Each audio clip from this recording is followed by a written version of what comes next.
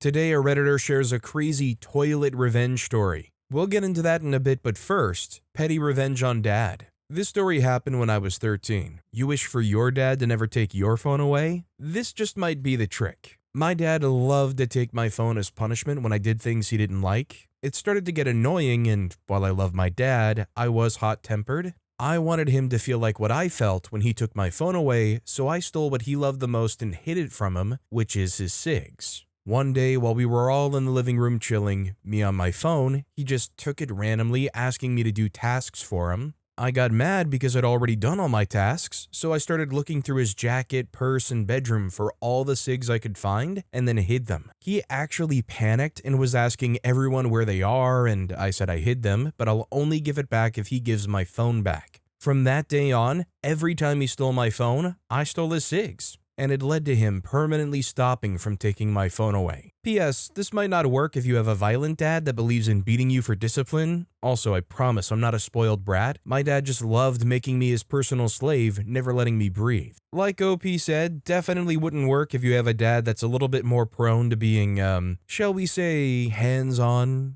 Like, I'm gonna be real, I think stuff like this growing up is kind of part of why, when growing up, I didn't have, the closest relationship with one of my parents, because it felt like whenever I was around them, they just wanted me to do something for them. Like, I would walk past them in a room and they would immediately go, "Oh, hey, can you go do X for me?" or "Have you done X yet?" Cad121 commented, "Starting from age 12, I was the one who kept the laundry and vacuuming done, got dinner on the table every night, was the sole babysitter for a much younger sister after school, made sure the homework was done, and so much more. I remember one night I'd finished all of my chores and was in my room reading with the door closed. I could hear my dad yelling from the living room where he was watching TV. I ignored it. He kept calling my name for several minutes, so I finally got up to see what the heck he wanted. He wanted a toothpick. He was closer to them than I was. I stood there in utter disbelief that he would waste so much energy calling for Cinderella instead of just getting off of his butt and getting it himself. It has been nearly 40 years, and that disrespect still upsets me. Note, I did bring him a toothpick, and after he used it, I told him I'd licked it. Hugs to you, internet stranger. I'm sorry your dad is a butt.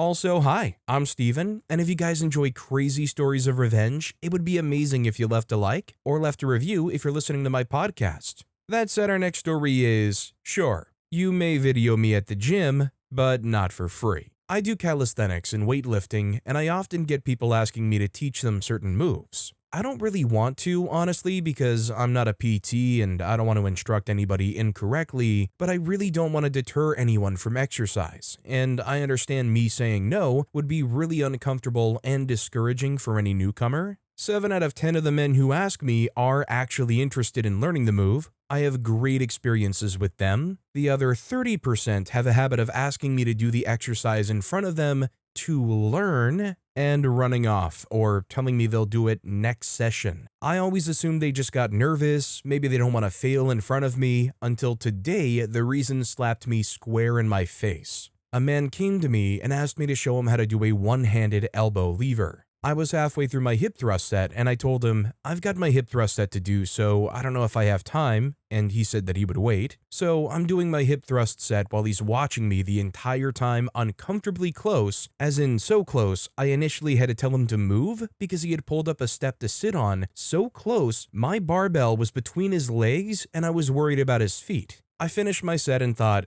let me just get this out of the way. He's clearly dying to learn. I asked him if he can do 2 hands, and he said that he could. So I get to showing him how to do one, and in the peripheral of my eye, I see he's filming. He initially tried to gaslight me by saying that I gave him permission. Agreeing to show you and agreeing to let you film me are very different things, buddy. I told him to delete the video, and upon seeing the video, it was zoomed into my butt. A trainer at the gym overheard this and came across and tried to intervene, and I said no, there's been a misunderstanding, everything is fine. Because I decided at that moment that I wanted payment from the skinny videographer. In fact, I want payment from now on from every man who pressures me into teaching them without intention of actually attempting the move. I want payment in tears, sweat, and dignity. The trainer leaves and I tell him it's his turn. And of course he tries to wriggle out of it like they all do. I'll do it tomorrow. I've had a full workout. I've got to get back. No, Get on your knees. I'm going to pressure you exactly how you pressured me to do this one-armed elbow lever, and you're going to do it in front of all of these treadmillers who's watched the entire debacle. And they're gonna watch you fail. They're gonna see how much weaker you are compared to a 5'2" girl. I'm gonna stand over you and watch you shake and attempt while you can't even get your feet off the floor with 2 hands. I'm going to pressure you into public failure that you never wanted, make you just as uncomfortable as you made me. Now look, I'm not the kind of guy that's exactly like getting women left and right or anything, but even I can't imagine how sad of a person you would have to be to go to a gym and go up to somebody and ask them to perform a move solely for getting a photo or a video recording of them and immediately backpedal so you can leave and go watch it somewhere. I mean, God forbid OP should shut this down just for the fact that, who knows, maybe they're going out there and sharing it to some like depraved community. Efficient Society 73 commented, I'm not sure how it was unclear he wanted a way to take pictures or a video of you without you noticing. After that many guys have asked and then blown you off when you asked them to do the move, I would think it would have been obvious. I guess I'm just more cynical than you. Next time, say no, and if they continue to pester, tell the front desk. Our next story is Main HR Lady's Comeuppance. In 1995 to 1997, I worked as an HR manager. It was a good job and a generally kind corporate culture, and my focus in the job was to work for our employees, not try to police them. Once I knew that I was leaving, I gave plenty of notice to train my successor. The company brought in a new HR director. I told her about good and fun things we did for employees. For example, we gave everyone a turkey and $100 at Thanksgiving, etc. Another thing was that our managers liked to celebrate Secretary's Day, as it was called then. People enjoyed recognizing their aides' hard work, gave them at least a card with a check in it, flowers, gift cards, took them out to lunch, etc. It was a long hours company, and aides gave of themselves for it. Well, this new lady, one of her first acts, banning Secretary's Day company-wide. Because, in her reasoning, what if one boss forgot? The neglected aide would feel bad and possibly try to bring legal action. I swear to God. I had no say in hiring her, by the way. Other company-wide customs followed on the chopping block. After I left, people told me that the new lady seemed to take an unhealthy pleasure in firing people. In one case, new lady had been building a case against one woman for evidently personal reasons. Fired this woman in front of her kids, take your kids to work day, with no prior notice and had them all escorted out to their car. We had never done that escorting thing in the past. We didn't even have security guards, so she told the mailroom guys to do it. They were apologizing all the way while the kids were crying. When I was there, if someone needed to be let go, I would give them career counseling, help edit their resume, suggest job openings elsewhere. The contrast was stark. So, when new lady was fired within the first year, the company took their cue from her. No notice, no references, escort to car, all other employees watching and some of them clapping. Not a totally symmetrical comeuppance, but a good start. And word got around, nobody in town wanted to hire her. Edit, I don't know how she imagined she could enforce against people celebrating their aides' work, but the intention was just so wrong. From the sound of this lady, I almost think like she went down in the world. Like she sounds like the HR leader for like some mega corporation out there. I mean, to me, she sounds like the prime candidate for some billion-dollar organization out there that's going to make sure to save any penny they can. I mean, God forbid one of the lowly aides sue because somebody forgot to celebrate them on Secretary's Day. Fury 161 Houston commented, "We had a totally incompetent HR director who came into a meeting saying all of us have been reported to their anonymous snitch call center. We all asked why we weren't ever addressed or spoken to about it. It got heated and she ran to the phone to call corporate, and we overheard her say, 'I overplayed my hand.' We all died laughing and clapping. Our gutsy manager Tracy told her in front of everyone, 'You know we all laugh about you when you walk out the door.' HR lady was mortified. Freak you, Alicia." OP responded commenting, "Oh my gosh, her hand? There's no hand in HR. It's not a freaking strategy job. You're just there to help people." She was in the wrong profession for sure. Hooray for Tracy, that must have felt good. Our next story is, Grandma said he would never use it, so Grandpa proved her wrong. Please allow me to tell you a short story about my grandpa. He wanted a rider mower. Grandma said no. She said there wasn't enough yard to justify it. He would never use it. Grandpa went and bought a rider mower and proceeded to go to the grocery store, the park, the doctor's office 3 streets over, bowling with the guys, anywhere he could, on that rider mower. I'm sure anyone who saw him driving down the road with groceries on the mower deck probably thought he was either getting around a DUI or had the keys taken away for poor driving, but I swear to you, the man never touched a drop of alcohol since he got back from Vietnam, and no one would ever take his keys away because he was actually a responsible driver until the day he died, in his sleep next to Grandma, who passed 6 hours later after calling all their kids. But he bought the expensive rider mower, and he was dead set on proving to Grandma that he was going to use it. Frankly, I'm proud that this guy stuck through with actually making sure that he used the darn thing after buying it.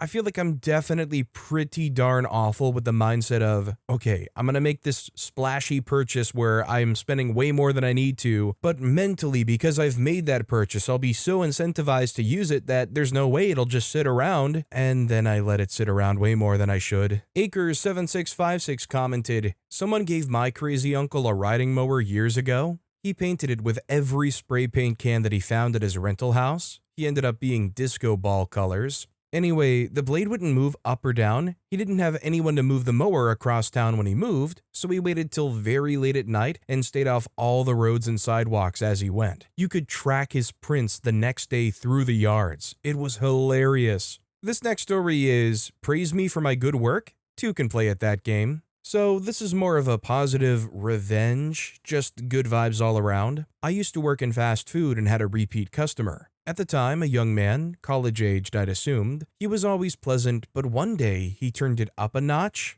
I was taking his order as usual using my typical customer service voice. After completing his order, he said to me, "Dang, nice customer service," and he held up his hand for a high five. I obliged and thanked him. One day, I went shopping at Ross with my wife and got in line when we were done. I noticed that my customer was actually a cashier there. I was praying that I would be helped by him so I could get my revenge, and as luck would have it, they were answered. We all just stood there in silence as he rung up our stuff, and after he said how much was owed, and to my wife's surprise to what seemed to her as a random outburst from me, I shouted, "Dang, nice customer service," and he laughed out loud and gave me the high five. As somebody that's not the most socially outgoing and needs to recharge my battery after every outside excursion, I feel like an exchange like this would make me die a little on the inside, but it's also so wholesome that it makes me want to try to forget that feeling that's crinkling up inside me. Our next story is Karen at work. So we had a true Karen at work. Her name really was Karen, and she lived up to it. She took it upon herself to police all of the other employees in a cubicle and office setting. Heaven forbid that someone used the printer without double-sided print or printing something for personal use. She was called the Printer Nazi. Now, our company also had two buildings, corporate office and production office. The production office is where I worked, and sometimes visitors from the corporate office would use a vacant cubicle and vice versa. Our IT department was normally located at the corporate office to keep them close to upper management. One day, we had IT in our offices using a few of our cubicles while they did some systems upgrades. Karen has no clue who these people are, so she takes it upon herself to walk behind them to police their actions. One gentleman happened to be checking the weather, which was allowed, by the way, for employee and company safety.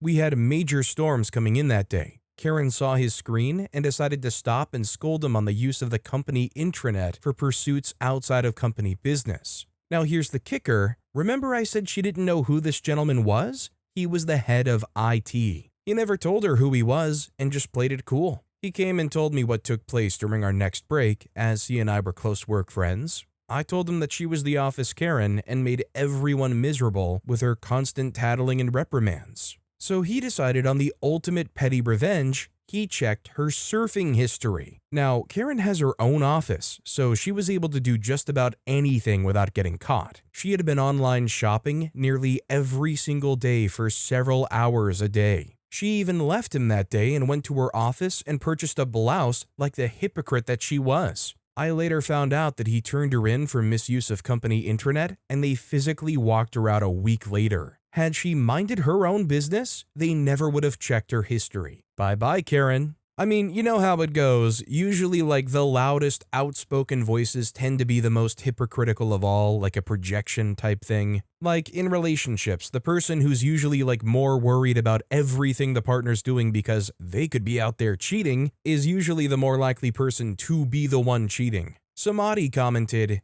Back in 2005, ancient times, I worked in a small company and we had one IT guy. He used to sit in our area. Somehow it came to be known that there was an alert setup that pinged him every time someone used the word resume in an email. Well, you know what we had to do? Everyone just started sending each other emails with just the word resume in it. He wasn't very happy, but it made for hours of fun. Razor Radic replied, "We should all resume work on that project as soon as possible." Yes, I will resume working on it right away. Our next story is, abandon your kid on the road as a punishment? Well, now they're getting a free pony ride. I feel like this was a pretty minor petty revenge, but it was such a what situation I wanted to share somewhere. So I work on a farm and keep my horse there. This morning, my boyfriend and I went for a trail ride down the road. I kind of need to give some info as to how this road's laid out. The road's on an incline as it goes up the mountain. There are some activity places up the road from the farm as well. There's no sidewalk along the road, and there's minimal space off to the side of the road. When we hear or see cars coming, we pull into a driveway or larger pull-off areas and wait for them to pass before continuing. Not super safe or ideal for horses or walkers, but beggars can't be choosers, and cars are usually moving slowly on this road. There are some slightly more blind curves though, and on occasion, a car moving way faster than it should. At this point, we're on our way back to the farm, moving up the inclined road. We hear a car coming up the road, so I pull into a driveway, and my boyfriend farther behind me pulls off to the side. After a while, a van passes me by with a side door open. I turn to my boyfriend and say, "That was weird, their door was open." He looks behind us and says, "Hey, I think we should go back. I think someone or a kid is walking on the road. We should make sure they're okay. I thought I heard someone yell, 'Walk.'" I agree, and as we come back over the edge of this hill, sure enough, there's a kid between 10 to 13 years old walking on the road with his phone in hand and crying. My boyfriend asks if he's okay, and he says yeah, but that's obviously not true. I connect the dots and ask if his parents kicked him out of the car. He says yeah. I'm pretty shocked at this point and ask if he knows where they're going, and he names one of the activity places about a quarter mile up the inclined road. I'm ticked off at this point because who the freak abandons their kid on an unfamiliar road in an unfamiliar state? He told me his fam is on vacation here as a punishment, let alone a road that doesn't even have a sidewalk. Between the dangers of him walking up this road alone and the distance to get to the activity place, I knew there was no way I was just going to walk away. I also didn't want to make him follow us on foot the rest of the way to the farm. We walked to the driveway and I dismounted and then called him over and gave him my helmet. I told him I was going to put him on my horse and I would walk her with my boyfriend following on his horse back to the farm. From there, I would drive him in my car the rest of the way up the road to the activity place. He perked up as he rode my mare and I tried to get more info from him. He said he was afraid to do the activity. It involved heights, so valid, and he was talking back to his dad and asking why. His dad got ticked off and was yelling and kicked him out of the car. He said his parents are really strict, and I didn't want to keep asking questions because every time I did, he would get visibly upset. As we neared the farm, his phone rang and it was his mom. The convo went like this. The mom said, "Where are you?" The kid said, "On the road. This nice lady let me ride her horse." The mom cuts in, "What did you tell her?" The kid says that I got kicked out of the car. Mom replies, "Did you tell her why? Did you tell her you were being disrespectful?" The kid said yes. I ask if he wants me to talk to his mom and he immediately says yes. I say hello and say that I put him on my horse so he wouldn't have to walk far, and we're almost back to the farm and then I can drive him up the rest of the way. She says that she's coming to get him and asks where we are, and I say on the road. She says okay, thanks, I'll be here soon, and quickly hangs up. About 5 minutes later, she shows up and I help the kid down. Mom looks irritated, says thanks, and tells him to get in the car. Then the following convo between me and her. I said, "You're welcome, but it's really not okay to just kick your kid out on the road like that." The mom said he was being disrespectful and talking back to his dad and cursing at him. I said, "That doesn't make it okay to leave your kid on the side of the road. You're lucky we were the ones who helped him and not a bad person." The mom replied, "You should tell that to his father," who isn't with her, by the way. His father had enough and couldn't take it anymore. I replied, "Well, it doesn't sound like you have a son problem, you have a husband problem." The mom huffs and says, "Tell me about it." I just let her leave after that. It sounded to me like she didn't agree with kicking the kid out, in which case she should have gotten out with the kid, and that they probably argued over it. Her tone made it seem like this wasn't the first issue she's had with her husband. I didn't want to push it. For all I knew, he was abusive to her and or the kids, and berating her wouldn't have made things any better for anyone. I just hope that he didn't get more punishment afterwards for not walking all the way. Whether he really was being a pain in the butt kid or the parents were just overreacting didn't matter to me. You don't abandon your child like that as punishment. My petty revenge was that instead of a punishment, he got a pony ride. Plus, anytime he tells the story about the first time he rode a horse, whoever's listening will find out it happened because his crappy parents abandoned him in an unfamiliar place. Kid, I hope you're okay and that I was able to cheer you up in a bad moment. I also hope that your mom divorces dad, gets full custody, and he has to pay child support. I definitely feel for the kid. I mean, the fact that the dad wasn't even there when they went back to pick their kid up that they left on the side of the road, I feel like tells you all you really need to know about the family dynamics there. Also, extremely off topic, but OP bringing up whenever they'll talk about the first time they ever rode on a horse, I was kind of like, wouldn't it be fairly common to assume that a lot of people have just never ridden on a horse? Like, how often does that exact question come up in conversation? That said, it took me way back to when I was just a little kid, and I remember my parents pulled off somewhere where there was like free pony rides or something. And I don't remember much of it, but I do remember being put on the back of a white and black spotted horse and walked around in a circle. So I guess I answered my own question. BMW 5986 commented, "Personally, I would have called the police for an abandoned child. I realize mom didn't sound supportive of dad's actions, but she still allowed it. What they did to that child is abuse." Our next story is toilet revenge. Years ago, I worked cleaning houses. I had one set of clients who were pretty spoiled and arrogant. The day before I came in, I talked to a friend of mine who had worked long hours as a supervisor on salary in that couple's factory for maybe 15 years. He worked his butt off. He's a minority, and so they paid him as little as they possibly could. He had known them for a very long time, before it was obvious they were rich, and was one of their first employees. When I talked to him, he mentioned he had gotten laid off with little notice, and they were trying to put it off as a firing in order to not have to pay his unemployment. I was ticked. I knew how hard he worked. I knew how loyal he was to them. I got to the house that morning, and the couple wasn't there, but their live-in au pair was. An au pair is a child carer, sometimes cook and errand runner. She takes care of all appointments, packing lunches, driving to soccer games, etc. The au pair was crying, and I asked her why. She said, "These people do not care about me at all. I do the best I possibly can for them every day and have an emotional investment in these kids, and they're just rude and dismissive.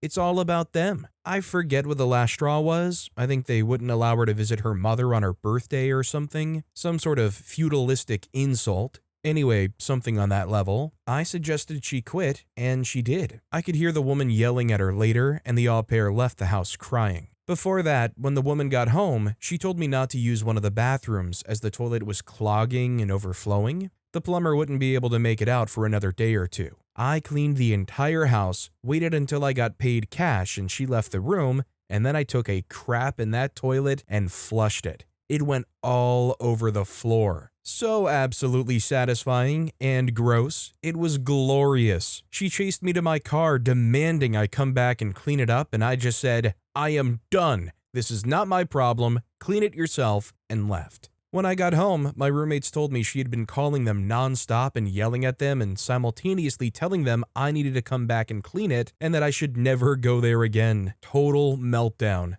I told them about my friend, who was also their good friend, and the au pair. A couple of my roommates had also worked for them in the past. They started teasing her over the phone when she called. We all got a good laugh out of that one. Be nice to your loyal employees, even the ones who wouldn't ever dream of causing you any problems. The others might. You know, it's a special time for revenge when you can execute a perfectly timed stool, and it thoroughly pays off. OP got handed cash, blew up their toilet, and said, "Yeah, you know what? I'm outta here." Avelien commented, "This is wild, bruh, but for real, serves those entitled jerks right. Ain't nothing worse than peeps who exploit hardworking folks just 'cause they can. That's karma in action right there. You serve what you deserve, man, and they deserved a clogged toilet full of reality. Don't know if I'd have the guts to do the same thing, but hats off to you for putting them in their place." Situations like this make you realize people need to respect their employees more. They ain't machines, they got lives and feelings, you get me? The world needs more toilet heroes, to be honest.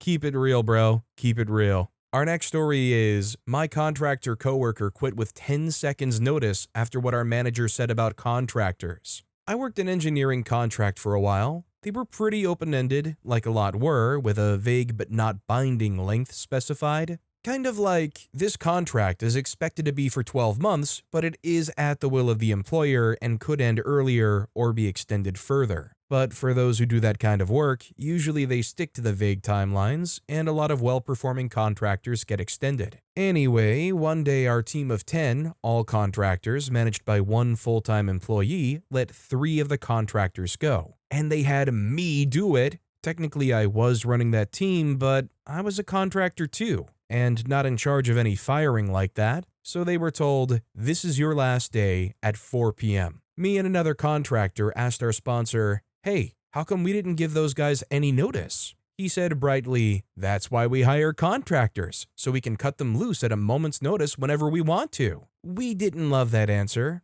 Also, it was a weird thing to say to 2 other contractors. He basically told us that we would get no notice and be let go instantly someday. Anyways, long story short, that other contractor was a very sharp guy. He started interviewing and got another job. He told me about it, and I didn't tell anyone else. It started in a few weeks. He just kept right on working the contract job and was right in the middle of a bunch of work that only he understood. At 5 p.m. on his last day, he just stood up, grabbed his laptop, mouse, docking station, walked to our sponsor's desk and set them down. He just said brightly, hey, thanks for everything. This is my last day. The guy said, wait, you're leaving? And he just said, yes, thanks, and walked out. That was it. He did also hit send on a more official last day email at the same time too. It was really funny. His work was half done, he didn't answer any calls or questions about it, and it took us like a month to figure it all out and get that project back on track. If the sponsor hadn't been so delighted about being able to fire contractors at any second, that guy would definitely have given a nice 2-week notice and worked to have a smooth handoff of his work.